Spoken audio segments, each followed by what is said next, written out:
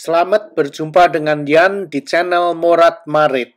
Saya baru nonton video yang sangat menarik sekali. Nanti akan saya tayangkan setelah saya ngoceh. Ini adalah video klipnya Pak Bro Helmy Yahya yang sedang mewawancarai Dr. Elvin Gunawan. Mereka membicarakan tentang Generation Z, zebra, seperti zebra ya. Mereka membicarakan dengan detail sekali. Videonya sangat menarik. Seperti yang aku bicarakan di video aku yang lalu, atau kalian bisa juga melihat videonya Karda. Dia pernah juga membicarakan dengan mengenai Generation Z ini. Nah, videonya Pak Helmy ini sangat menarik karena mereka membicarakan secara mendetail. Jadi kalau kalian ingin melihat video selengkapnya, dan saya anjurkan kalian untuk menonton video selengkapnya. Linknya aku cantumkan di deskripsi di bawah video aku ini. Jadi silahkan tonton. Sangat menarik sekali videonya. Mereka membicarakan sangat jelas sekali, mendetail. Dan menurut aku sangat menarik sekali. Yang akan aku tayangkan di sini hanya video klipnya aja. Jadi tontonlah video selengkapnya. Nah, terus ngomong apa lagi ya? Zaman saya dulu tidak ada yang namanya psikolog atau psikologi atau psikiatris atau psikoterapi. Zaman saya dulu nggak ada. Jadi kalau kita stres gimana? Ya kita harus mengatasi sendiri. Tapi sekarang Generation Z ini atau Generation Z kalau bahasa Indonesianya ya, mereka ini sangat manja sekali. Kalau mereka stres sedikit aja, mereka tuh minta ke dokter. Harus ada konsultasi ke psikolog, ke psikiater atau psikoterapi. Mereka harus ke dokter gitu. Nah, kalian tahu apa bedanya antara psikolog, psikiater, psikoterapi itu apa bedanya? Kalian cari sendiri aja lah. Nah, kalau psikoterapi itu biasanya ya itu yang paling rendah. Kalian biasanya ke sana ngobrol dengan dia gitu. Terus nanti dikasih diagnostik apakah kalian itu gila atau sinting gitu. Nah, terus psikolog atau psikiater itu biasanya lebih tinggi tingkatannya seperti dokter. Mereka itu bisa mengasih resep obat untuk ke apotek.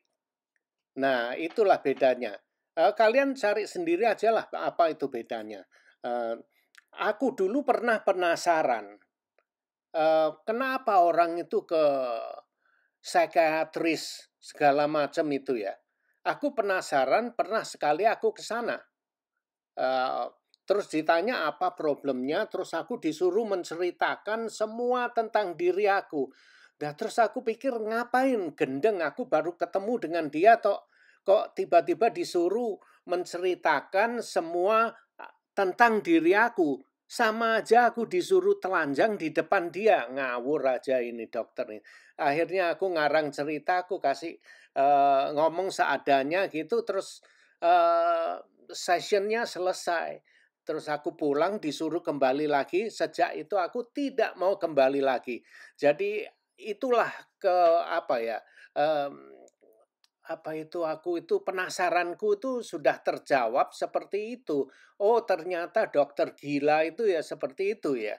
Dan aku enggak gila, aku masih waras kok. Kenapa aku harus telanjang di depan dia? Nah, itu dia.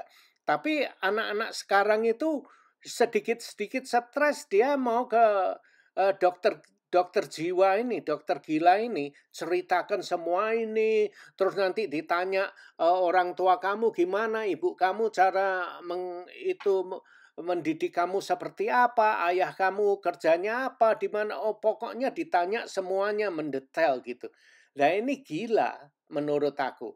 Nah terus mungkin ada yang tanya bagaimana cara aku untuk menghadapi semua ini kalau aku stres ya. Zaman aku dulu nggak ada yang namanya psikolog ini, psikiater ini nggak ada semua. Psikoterapi waktu zaman aku nggak ada.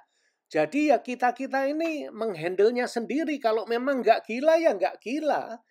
Nggak usah dibikin-bikin gitu loh. Jadi semuanya kita hadapi sendiri. Tapi anak-anak Gen Z ini sekarang ini rewel semua.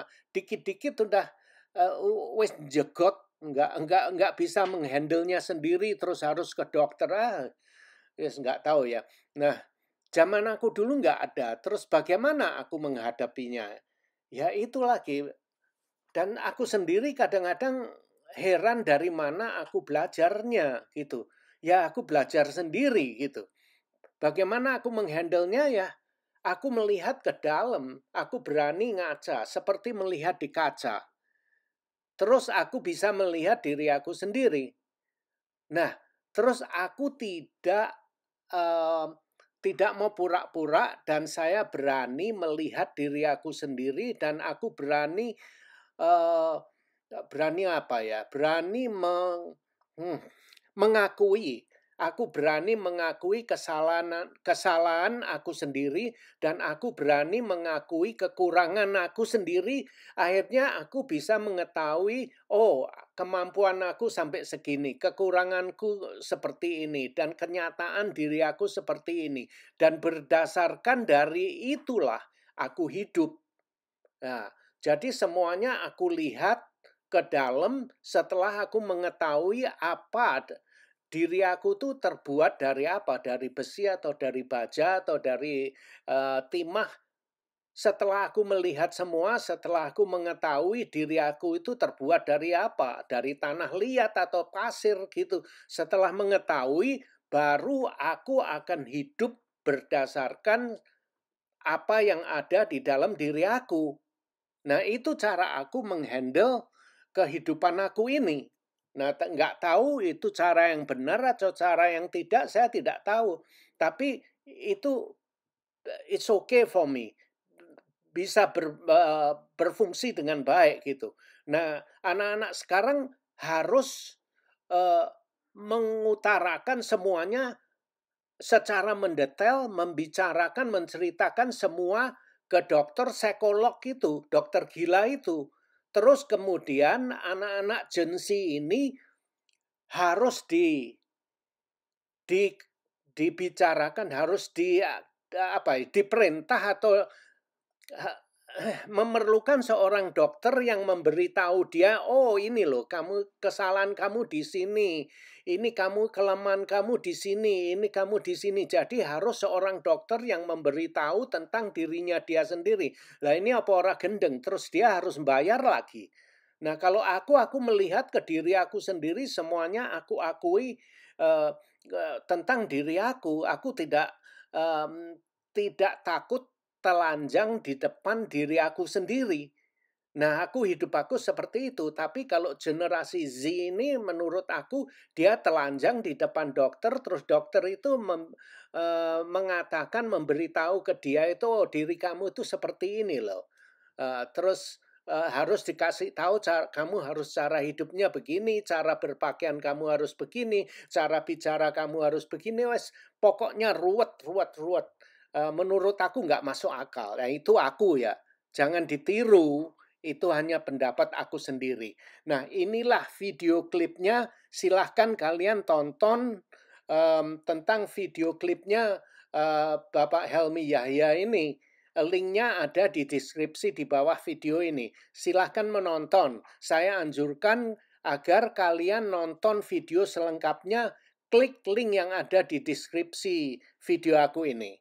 Silahkan nonton, enjoy, bye-bye. Makanya aku selalu bilang kalau nikah tuh harus siap Pak ekonominya. Ya cuman ya dibully Susah. netizen aku, Pak. Susah kalau cinta ya. Iya, saya dibully Pak sama netizen. Dia bilang insya Allah dok ada rezekinya. Iya betul, tapi insya Allah tuh setahu saya 99% Bu udah ada usahanya. Jangan Allahnya yang suruh berjuang. Nah itu Pak, saya dicaci maki loh Pak sama netizen. Gitu, terus itu kena. Sedih lah saya Pak. Mengedukasi itu bilang, akhirnya ada yang komen Pak, berarti kalau miskin nggak boleh nikah. Bukan. Tapi yang penting punya finansial yang baik gitu loh. Terus karena anak butuh gizi sih Pak. Pernikahan butuh disiapin. Kita butuh ibu-ibu yang sehat, ibu-ibu yang bahagia, suami yang sehat, supaya pulang ke rumah mereka bisa menjadi ayah ibu yang utuh dengan kualitas hidup yang baik. Psikologis, kadang orang tuanya juga nggak selesai dengan dirinya sendiri, sehingga anak dijadikan kompensasi mimpi dia yang tidak tercapai, kompensasi sesuatu hal yang dulu dia nggak dapat, pengen dapat dari anaknya. Terus masalah sosial tempat kita tumbuh, makanya daerah-daerah Bronx sebenarnya bukan rentan sih Pak. Zaman kita juga dulu juga mengalami, tapi nggak ada yang berani ngomong ke emak bapak kita kan bahwa we get inner child from their parenting. Jadi ya anak sekarang mereka sudah tahu itu adalah kesalahan, mereka berani menyampaikan, akhirnya terjadilah kehebohan ini. Gitu. Jadi ya sebenarnya pembukaan teknologi ini juga membuat orang aware bahwa ada loh yang namanya penyakit mental itu, dan itu kontrolnya memang di otak. Tapi dua sisi mata uang lah ya. Jangan-jangan keterbukaan teknologi itu yang membuat juga mereka mental illness ya. Betul, sometimes kadang akhirnya jadi self-diagnose sih Pak. Sebenarnya kalau kita cari, mereka bukan perjalanan depresi atau apa, ya mungkin ada masalah dari proses parenting, trauma, pola asuh orang tua yang cenderung otoriter, turunan dari emak bapaknya zaman dulu. Betul, yang mereka nggak bisa terima itu sekarang. Karena masa udah berubah. Ya masa lebih berubah. Betul. Tapi sebenarnya kalau aku melihat Pak, sometimes kita memang perlu pola asuh yang seperti itu sih. Supaya kita nggak mengglorifikasi penderitaan hidup. Karena hidup kan kalau udah bicara real life tuh kan orang senggol bacok ya, terus udah gitu sikut-sikutan di tempat kerja. Kalau kita bikinnya model yang lembut karena pola asuhnya terlalu lembut, ya nggak akan kuat mereka di tempat kerja. Salah juga dong ya.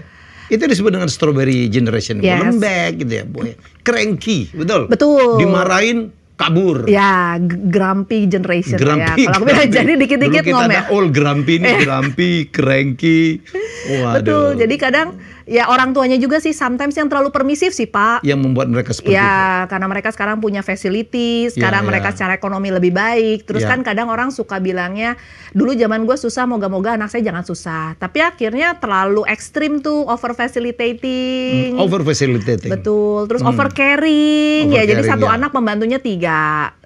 Belum lagi sama supir pribadinya. Mau gimana ngomong tentang kemandirian kan kalau begitu? Iya. Belum umur 17 udah dikasih mobil ya. Iya, belum lagi tas brandednya. Yang patat orang sama tasnya aja lebih mahal tasnya. Jadi kalau duduk kita harus ngalah sama tas orang tuh Pak sekarang. Kurang ajar ya. Orang pantatnya orang tua lagi. Iya kan, tetap aja lempeng itu tas gue jangan kena. Saya pernah marah banget. Jadi Pekanbaru saya lagi habis. Terima kasih sudah nonton video ini dan jangan lupa like, comment, share, dan subscribe. Adios, my friend.